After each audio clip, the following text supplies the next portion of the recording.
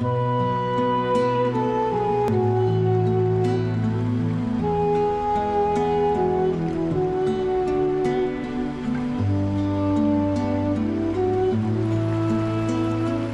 ago, before the Europeans came, the Snowy River wound its way down from the Snowy Mountains to the sea, unimpeded by human infrastructure of any kind. Its course began in snow-capped mountains and worked its way through alpine bogs, grassy plains, forested rocky gorges, and a rainforest-clad floodplain. As it progressed, it grew in size and stature, fed by many feeder streams, draining a large portion of the southeastern wilderness of Australia. For a while, after the Europeans came, the rivers flowed, the waterholes were full, and people were free to enjoy the waters and benefit from them. But it wasn't long before we cleared the land, dammed the river, and changed the watercourse to help build a rich nation. We know now that prosperity can come at an environmental price. The drying of the rivers, the introduction of invasive pest plants and animals, and the resultant loss of habitat for native species. Today, very little remains of the lush rainforest vegetation that once covered the floodplain at Orbost. But in a world that's facing the challenge of climate change and the destruction of so much of value, there's a story of hope and triumph on the Monaro tablelands and on the floodplain reach of the river where it runs to the sea. Nobody's crowing too loudly just yet. The battle has only started. But joint efforts between governments in Canberra, New South Wales and Victoria, and the many bodies that care for the Snowy, are slowly bringing back this vital waterway.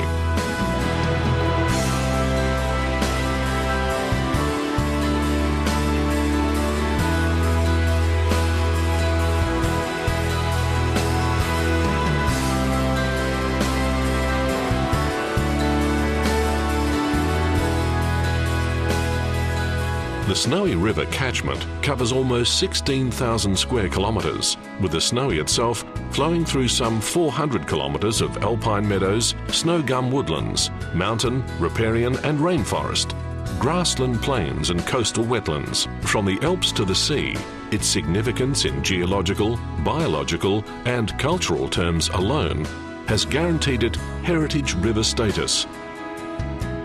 Its value in other terms has sometimes caused conflict.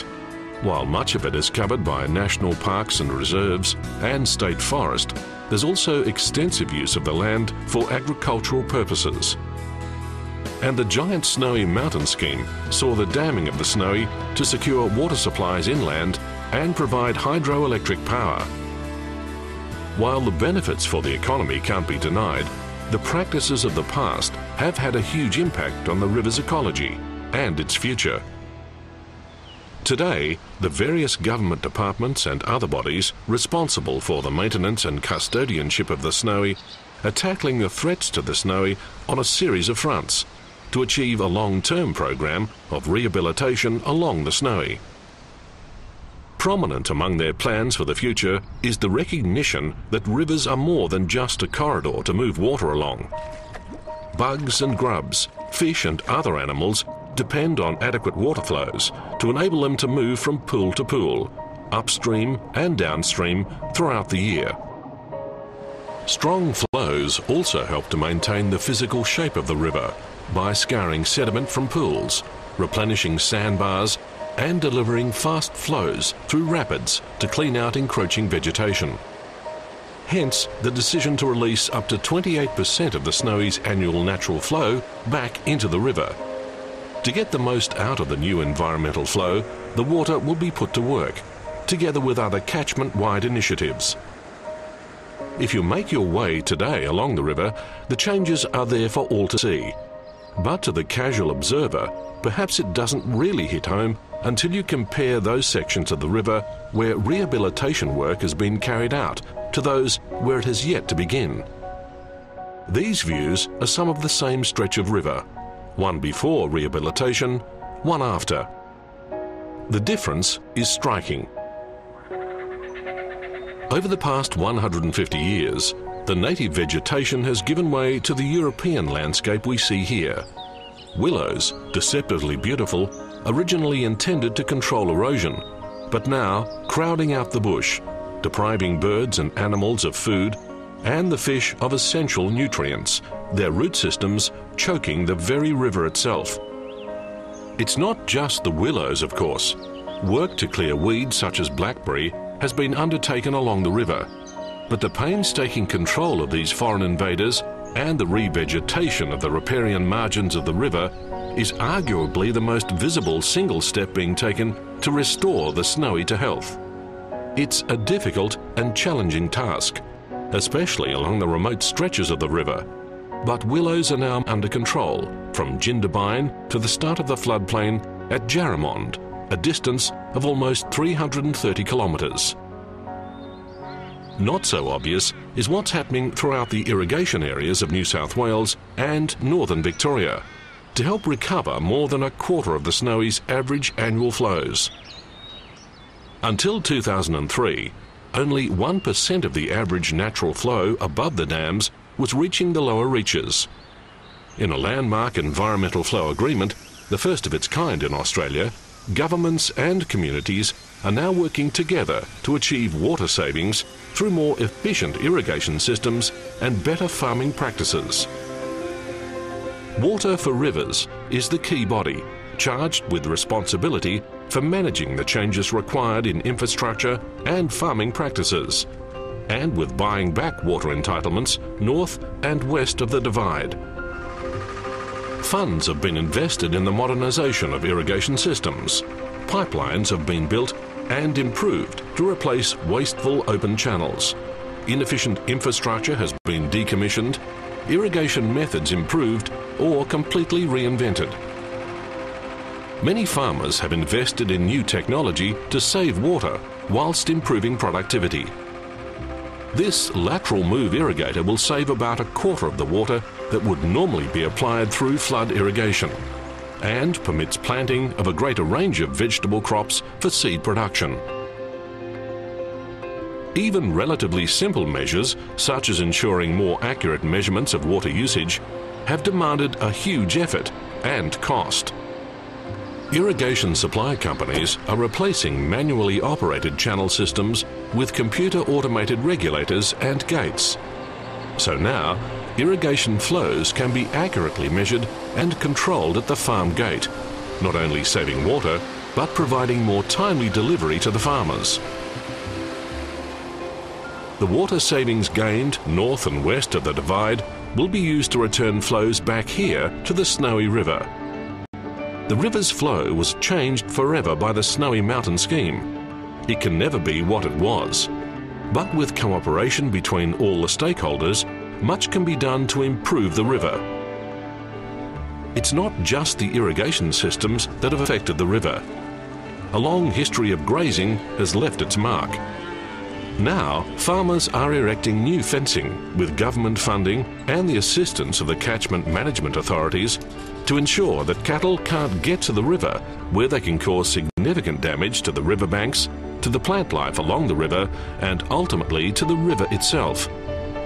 To support this, they're installing alternative stock watering systems, so that stock do not need to drink straight from the river. Both private and public land managers have parts to play in creating a continuous riparian corridor along the river. That corridor won't happen all by itself. It's getting a helping hand.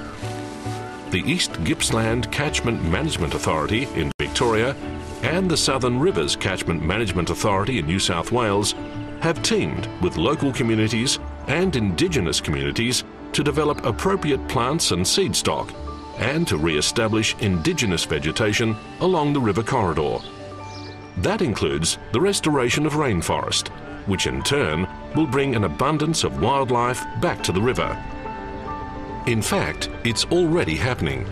Surveys have shown a marked increase in bird and fauna species that were thought to have abandoned the river, including some that are rare and endangered.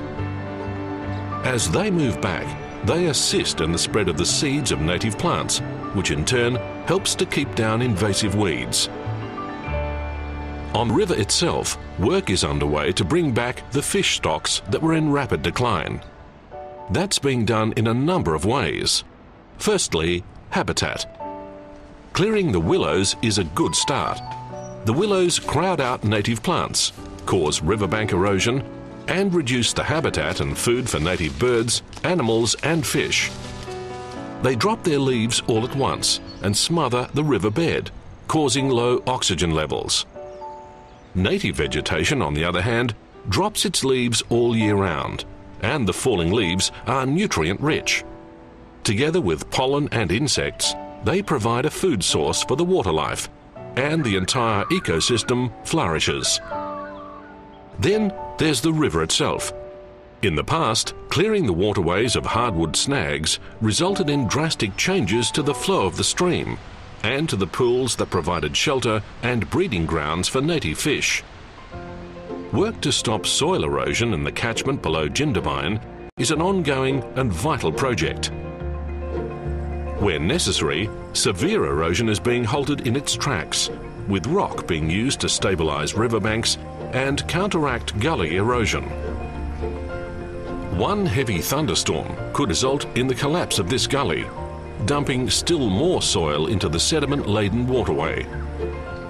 Construction of a rock flume will eliminate that risk, so that the restored environmental flows don't have to cope with more sediment than is already there, and can better do their job of clearing the river.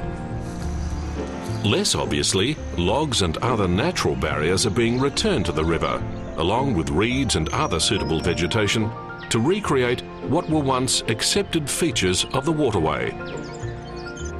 But rather than wait for fish stocks to naturally replenish themselves, nature is being given a helping hand. There you go, mate. Detailed studies were undertaken to examine the life cycles of the fish that make this waterway their home, to help in the development of appropriate strategies for their management into the future. And where possible and appropriate, native fish like these Australian bass are being released in stages to boost stocks of these once prolific icons of the Snowy. These are not imports either. They're bred from Snowy River broodfish to ensure the genetic integrity of fish stocks is not compromised. The involvement of the community in this vast undertaking cannot be overstated. Not only are present generations of landowners and residents bending their minds and their backs to the task, future generations too are being taught to appreciate what's being done and trained to carry the task forward to the future. Through programs like Snowy River Thinking and Native Fish in schools, local students are involved through their studies, their art and their actions. That's a good sign for the Snowy River. Samples are regularly taken by water watch monitors to monitor water quality. Many are actively involved in the rehabilitation of the river, but many more are well aware of this enormous undertaking and will share in its benefits in years to come. The importance of this work for the river itself is beyond question, as is its value to those whose livelihoods depend on it. But there's another benefit that flows from the maintenance of a healthy river: the huge economic benefits of tourism. For those who use the river for their leisure, the value of today's investment is obvious. Already, the Snowy is welcoming people back as it slowly comes back to life. Economic spin-offs through tourism ventures have begun, like the PS Curlip paddle steamer tours at Marlow. But even for those who never actually set foot here, the benefits are immeasurable. Every Australian has heard the tales and legends of the Snowy River and can share in the pride of knowing that this iconic waterway is not being allowed to die.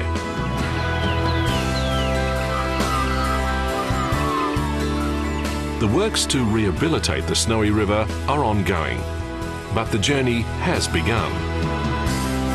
A journey in space and a journey in time. And over time, much can and will be achieved.